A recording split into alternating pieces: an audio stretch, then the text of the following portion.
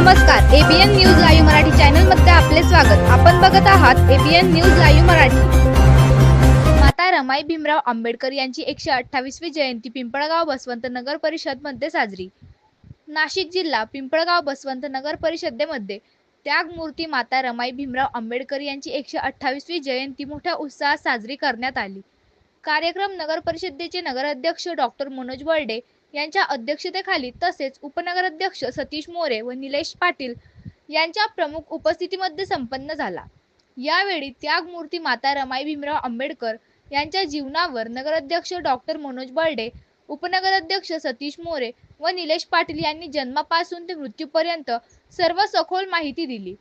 सर्वप्रथम पिंपळगाव बसवंत नगर परिषदेच्या नगरसेविका सिंधुताई गांगुर्डे व पानपाटील यांच्या हस्ते माता रमाई व डॉक्टर बाबासाहेब आंबेडकर यांच्या प्रतिमेचे पूजन करून पुष्पहार अर्पण करण्यात आले. त्याचप्रमाणे छत्रपती शिवाजी महाराज यांच्या पुतळ्याला सुद्धा डॉक्टर मनोज बर्डे, सतीश मोरे, अशोक गांगुर्डे, सतीश पानपाटील, निलेश पाटील, सत्यजित मोरे, किरण लबडे, इम्रान कोतवाल, तौफिक अन्सारी व सर्वच नगरसेवक यांच्या हस्ते पुष्पहार अर्पण करून ग्रामस्थ व महिला यांच्या उपस्थितीत अभिवादन करण्यात आले.